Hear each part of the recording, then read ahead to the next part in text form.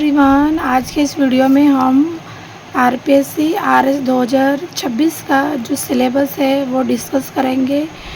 वो भी उसमें से जो इम्पोर्टेंट टॉपिक होंगे जो हमेशा हर बार एग्ज़ाम में आते रहते हैं, वो कौन से टॉपिक है और हमें किन टॉपिक पर बहुत ही अच्छी तरीके से ध्यान देना है, उसके ऊपर ये वीडियो प्रॉपरली होने वाला है। तो इस वीडियो को आप एंड तक ज़रूर देखिएगा।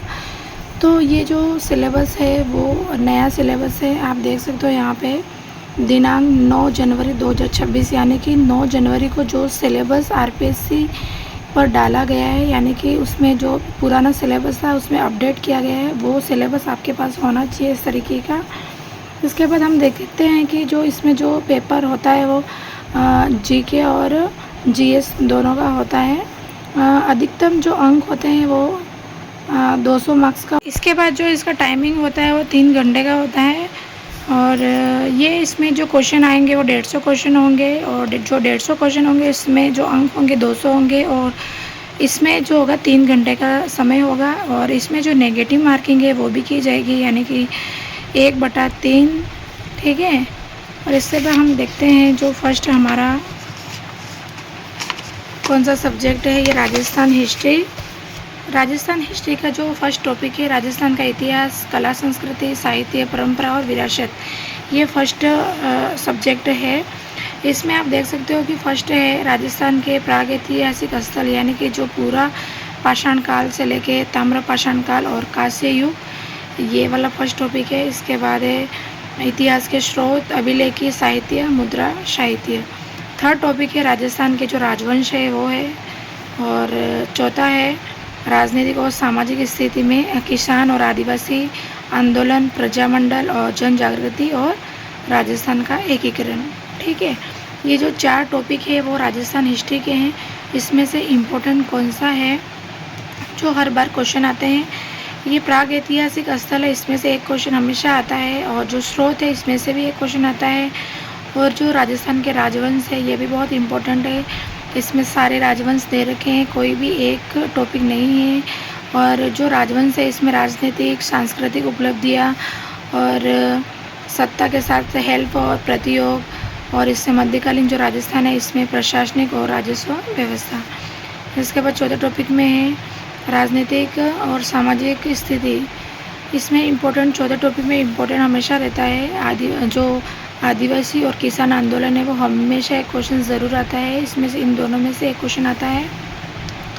और जो प्रजामंडल है इसमें से भी एक क्वेश्चन देखने को मिलता है, और राजस्थान का एकीकरण। यानी कि ये 4 टॉपिक है, चारों में से 1-2 क्वेश्चन ज़रूर देखने को मिलते हैं। इसमें से सारा इम्पोर्टेंट है, बस आप राजस्थान के जो राजवंश है उसको थोड़ा इम्पोर्टेंट है, उन्हीं को पढ़ना है, सारे को नहीं पढ़ना क्योंकि बहुत ज़्यादा डिटेल में दे रखा है। इसके बाद आता है राजस्थान की स्थापत्य परंपरा, यानी कि जो ये यहाँ से शुरू हो गया आर्ट एंड कल्चर। इसमें मंदिर, किले, महल, स्मारक और जलाशय, चित्रकला, हस्तशिल्प, शैलियाँ, नृत्य, नाटक, संगीत और जो वाद्य यंत्र है ये बहुत ज़्यादा इम्पोर्टेंट है। इसमें से एक क्वेश्चन हमेशा आता है। दूसरा टॉपिक है इसमें भाषा और साहित्य। इसमें ये बहुत इम्पोर्टेंट है, राजस्थान की जितनी भी भाषा और बोलियाँ है उसको अच्छे से पढ़ना है। और इसमें जो साहित्य है उसमें वो भी अच्छे से देखना है। और धार्मिक समुदाय में जो संत है संप्रदाय का हमेशा क्वेश्चन ज़रूर आता है, तो इसको फर्स्ट प्रायोरिटी पे आपको रखना है। लोक देवता, इसमें से भी एक क्वेश्चन आता है। लोक संप्रदाय, लोक देवता के अलग अलग क्वेश्चन भी आ सकते हैं या फिर इन दोनों को मिला के एक क्वेश्चन भी आ सकता है।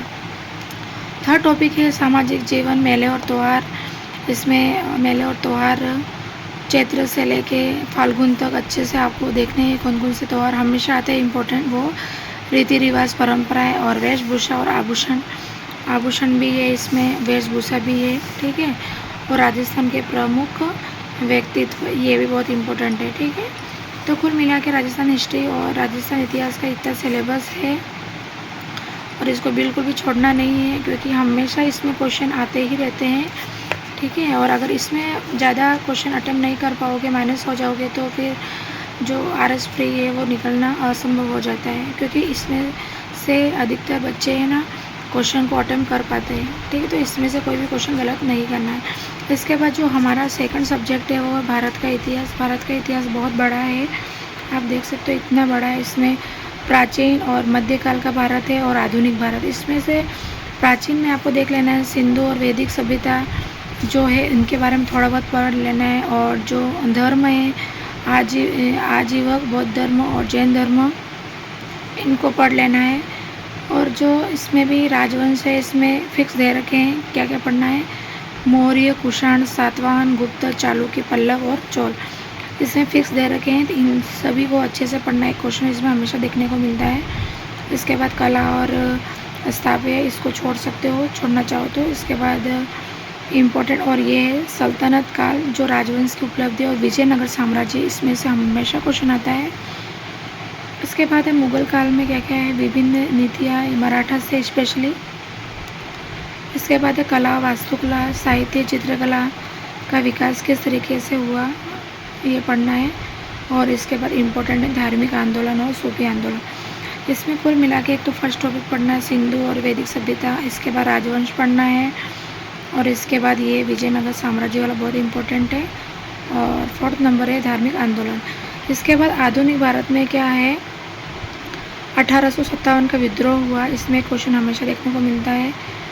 और ब्रिटिश राजनीतिक, आर्थिक, प्रशासनिक नीतियाँ, राष्ट्रवाद का उदय, सामाजिक धार्मिक आंदोलन, ठीक है, इसको भी अच्छे से आपको पढ़ना है। इसके बाद है ये राज्य पुनर्गठन नेहरू युग में, ये थोड़ा बहुत देखना चाहो देख लो या अगर नहीं देखना है तो ये सिर्फ ये 1857 का विद्रोह ज़रूर आपको पढ़ना है, ठीक है।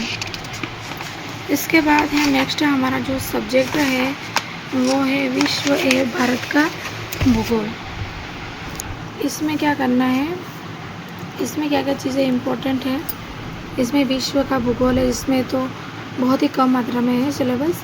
पर्वत, पठार, मैदान और मरुस्थल 4 चीज़ें ही पढ़ना है इसमें। और नदियाँ पढ़नी है और झीलें पढ़ना है, 1 2 3 4 5 6, ठीक है। ये बहुत इम्पोर्टेंट है। इसमें हर बार क्वेश्चन मिलान वाले आते हैं, कौन से देश में कौन सा पर्वत है, पठार है, मैदान है या फिर मरुस्थल है, कौन सी नदी कहाँ से शुरू होकर कहाँ पर समाप्त होती है, कौन सी झील सबसे बड़ी है, छोटी है।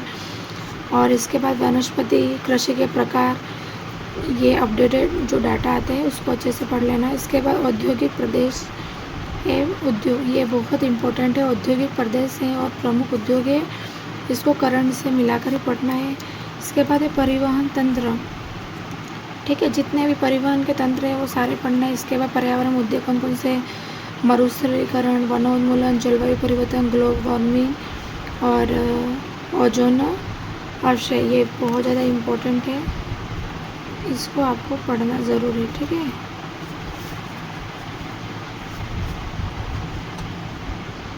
इसको आपको पढ़ना ज़रूर है। इसके बाद हमारे आती है 4th नंबर जो सब्जेक्ट आती है राजस्थान का भूगोल। राजस्थान का भूगोल बहुत इम्पोर्टेंट है और ये हमेशा मतलब हर एग्ज़ाम में आते हैं, सारे टॉपिक इम्पोर्टेंट, इसमें कुछ भी नहीं छोड़ना है, ठीक है। पूरा इम्पोर्टेंट है ये सारा, आपने कहीं न कहीं से पढ़ा होगा, कोई भी आप बुक ले लो, नोट्स ले लो, कहीं से भी इसमें सारे क्वेश्चन मिल जाते हैं अधिकतर, तो ये बहुत इम्पोर्टेंट। इसके बाद हमारी आती है नेक्स्ट सब्जेक्ट आती है इंडियन पॉलिटी आती है। इंडियन पॉलिटी में इम्पोर्टेंट है संविधान का निर्माण, उद्देशिका, नागरिकता, मौलिक अधिकार, DPSP और मौलिक कर्तव्य। फर्स्ट वाला पॉइंट बहुत इम्पोर्टेंट है। इसके बाद कार्यपालिका, विधायिका, न्यायपालिका, जो राष्ट्रपति, प्रधानमंत्री वगैरह सब है, सब पढ़ना है। इसके बाद आता है आपातकालीन प्रावधान, शहरी और ग्रामीण स्थानीय सरकार। इसके बाद ये पॉइंट है निर्वाचन आयोग, यानी कि जितने भी आयोग है सारे आयोग आपको पढ़ने हैं, ठीक है। और एक है लोक नीति, नागरिक चार्टर, सामाजिक अंकेक्षण और शिकायत निवारण, इसमें से भी क्वेश्चन आता है। इधर ही सब पढ़ते हैं, लेकिन इधर वाले ये 2 टॉपिक हमेशा छोड़ देते हैं, तो इसको ऐसा नहीं करना है, इसको पढ़ना है। लोकपाल, केंद्रीय सतर्कता आयोग, ये जितने भी आयोग है और ये चीज़ें इसको अच्छे से पढ़ना है, क्वेश्चन इसमें से आएंगे, ठीक है। इसके बाद है नेक्स्ट हमारे जो सब्जेक्ट है वो है राजस्थान की पॉलिटी, ठीक है। राजस्थान की पॉलिटी सारी इम्पोर्टेंट है, बहुत इम्पोर्टेंट है सारे टॉपिक। देखो आप 3 इसमें भाग हैं, एक राजनीतिक है, एक प्रशासनिक है, एक आयोग है और एक पंचायती राज है, ठीक है। तो राजनीति में सारे मुख्यमंत्री, राज्यपाल, मंत्रिपरिषद, विधानसभा, हाईकोर्ट, न्यायालय, महाधिवक्ता सारा पढ़ना है। फिर इसके बाद आता है प्रशासनिक में आता है मुख्य सचिव, सचिवालय, विभिन्न विभागों के निदेशालय, संभागीय आयुक्त, तो जिला कलेक्टर क्या है, मजिस्ट्रेट क्या है, पुलिस अधीक्षक क्या है, उपखंड अधिकारी कौन होता है, तहसीलदार, ये सारी चीज़ें पढ़नी। इसके बाद आयोग सारे पढ़ने, कुल मिला कितने आयोग हैं, RPSC 1 और 2 निर्वाचन 2, सूचना आयोग 3 और राजस्थान महिला आयोग 4 और 5 आयोग पढ़ने हैं आपको और लोकायुक्त पढ़ना है। इसके बाद आता है पंचायती राज और नगर पालिका का प्रशासन, यानी कि कुल मिला के पॉलिटी पूरी पढ़नी है आपको और बहुत ही स्कोरिंग पार्ट है ये। इसके बाद आता है भारत की अर्थव्यवस्था। भारत की अर्थव्यवस्था ये है, अगर आप पढ़ सको तो पढ़ लेना, अदरवाइज़ इसमें जो PYQs हैं, किस तरह क्वेश्चन आते हैं, थोड़ा बहुत नोट्स है, यूट्यूब पे कोई MCQs वगैरह कराते हैं तो उनको देख सकते हो। ठीक है, मैं इतना जोर नहीं दूंगी कि इसको आपको पढ़ना, क्योंकि बहुत ज़्यादा है ये अर्थव्यवस्था। इसके बाद आती है राजस्थान की अर्थव्यवस्था। राजस्थान की जो अर्थव्यवस्था बहुत ज़्यादा इंपॉर्टेंट है ये। इससे इकोनॉमिक जो सर्वे आता है वो पूरा पढ़ना है आपको। इसमें बजट, राजस्थान का बजट, कृषि, उद्योग, सेवा, इनमें क्या क्या स्थिति है, मुद्दे हैं, सरकारी पहल कौन कौन सी है, इसमें आधारभूत संरचना का विकास, यानी कि ऊर्जा में, परिवहन में, संचार में किस तरीका का विकास हुआ, ग्रामीण विकास, पंचायती राज और वित्त आयोग इसमें जोड़ दिए गए। जो पॉलिटी का चैप्टर था इसमें जोड़ दिया गया। ठीक है, सामाजिक सेवाएं होती है, जो शिक्षा और स्वास्थ्य में कौन कौन सी सेवाएं हैं पूरी पढ़नी है, और जितने भी कल्याणकारी योजनाएं सारी पढ़नी है, स्पेशली 2025 और 26 की। इसके बाद नेक्स्ट टॉपिक हमारा आता है, नेक्स्ट सब्जेक्ट आता है विज्ञान और प्रौद्योगिकी। तो इसमें विज्ञान बहुत ज़्यादा बड़ी है। अगर आप आर्ट्स से स्टूडेंट हो तो आप जो इम्पोर्टेंट टॉपिक है वो देख सकते हो, और अगर आप साइंस के स्टूडेंट हो तो आपको पढ़नी चाहिए। और बायोलॉजी के बहुत ज़्यादा चैप्टर है इसमें। दैनिक जीवन में विज्ञान के मूलभूत तत्व, अब दैनिक जीवन में सब आ जाता है। ठीक है, कंप्यूटर्स, इसमें सूचना और संचार प्रौद्योगिकी, इसमें इम्पोर्टेंट ये रहेगा कंप्यूटर्स और रक्षा अंतरिक्ष वाला। ठीक है, इसके बाद मानव स्वास्थ्य देखभाल, थोड़ा बहुत देख लेना कौन कौन से रोग वगैरह होते हैं। जैव विविधता, इसमें थोड़ा देख लेना, SDG जो गोल वगैरह है वो। राजस्थान और भारत में विज्ञान प्रौद्योगिकी के जो कार्यक्रम चलाए गए हैं वो देख लेना। ठीक है, तो ये साइंस का हो गया। इसके बाद हमारा नेक्स्ट जो सब्जेक्ट आती है वो है रीजनिंग। ठीक है, अब रीजनिंग में क्या क्या, रीजनिंग आपको बिल्कुल भी नहीं छोड़नी है, जितने भी टॉपिक है सारे पढ़ने हैं आपको और सब इम्पोर्टेंट है। इसमें एक भी क्वेश्चन, क्योंकि अगर आपके प्री पास करवा सकता है तो ये रीजनिंग है, इसमें कोई भी टॉपिक छोड़ना नहीं। फर्स्ट है तार्किक दक्षता, कथन और मान्यता पढ़नी है, तर्क, निष्कर्ष, कथन, कार्यवाही, ये सारे इम्पोर्टेंट है। इसके बाद हम मेंटल एबिलिटी के क्वेश्चन जो आते हैं वो संख्या, कोडिंग, डिकोडिंग, संबंधों से संबंधित समस्याएं, दिशा ज्ञान और वेन आरेख जो बहुत ज़्यादा इम्पोर्टेंट है और इजी भी है, रैंकिंग और आकारों और उप विभाजन। ठीक है, तो इसमें से मानसिक योग्यता में सारे इम्पोर्टेंट है। अगर ठीक है, ये पूरा इम्पोर्टेंट है। इसके बाद जो आता है हमारा मैथ्स आती है। मैथ्स में अनुपात, समानुपात, साझा, लाभ हानि, प्रतिशत, चक्रवृद्धि ब्याज, साधारण ब्याज, समतलीय चित्रों के परिमाप क्षेत्र, आंकड़ों का विश्लेषण, DI बोलते हैं जिसको, दंड आरेख और पाई चार्ट और रेखीय आरेख, 3 ही है इसमें। इसमें से स्पेशली क्वेश्चन इसमें आता है या दंड आरेख या फिर रेखीय आलेख में या फिर पाई चार्ट में। ठीक है, तो इसके PYQs है वो आप ज़रूर देखें। इसके बाद माध्य आता है, माध्य में माध्यिका और बहुलक भी आता है, ये भी इम्पोर्टेंट है, सांख्यिकी का टॉपिक है ये। क्रमचय, संचय, प्रायिकता, सरल समस्या, तो इसमें जो इम्पोर्टेंट आप हमेशा कर सकते हो वो है माध्य और आंकड़ों का विश्लेषण और ये साधारण ब्याज वगैरह। चक्रवृद्धि ब्याज नहीं कर सको तो भी साधारण ब्याज तो आप आराम से कर सकते हो, और जो परसेंटेज है वो भी टॉपिक थोड़ा ईजी है। इसमें 10वीं लेवल की मैथ्स आती है, ज़्यादा टफ नहीं आता। इसके बाद हमारा जो टॉपिक आता है, लास्ट टॉपिक आता है करंट अफेयर्स। स्पेशली यहाँ पे दे रखा है राजस्थान के संदर्भ में, यानी कि जो करंट अफेयर्स हैं अधिकतर राजस्थान से रिलेटेड ही आपको ज़्यादा पढ़ना है। महत्वपूर्ण व्यक्तित्व, स्थान, समकालिक मुद्दे, कल्याण विकास नई योजना, यानी जितनी भी योजना है उसमें इकोनॉमिक सर्वे में भी आ गई, और नई योजनाएं, कार्यक्रम, पहल, और जितने भी आर्थिक और राजनीतिक घटनाक्रम, खेल और क्रीड़ा संबंधित घटनाएं, उपलब्धि, खेलों में बहुत ज़्यादा अभी जो गेम्स वगैरह चले थे और उसको अच्छे से आपको पढ़ना है। पुरस्कार, लेखक, राजस्थान सार्वजनिक परीक्षा अधिनियम, ये नया टॉपिक है। ठीक है, तो कुल मिला के ये ज़्यादा नहीं पढ़ना है, राजस्थान के संदर्भ में ही पढ़ना है आपको। और ये तो करंट अफेयर्स हो गया और ये हमारा सिलेबस ख़त्म होता है।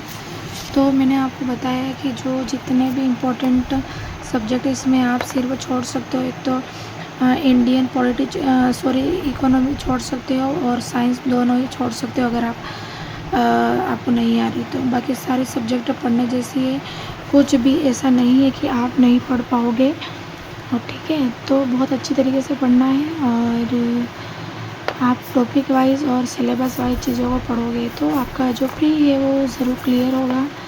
अगर आप और कुछ जानकारी जानना चाहते हो तो चैनल को सब्सक्राइब करें और चैनल पर फर्स्ट बार आए तो प्लीज़ चैनल को सब्सक्राइब करें और वीडियो पसंद आए तो वीडियो को लाइक ज़रूर करें। Bye, all the best.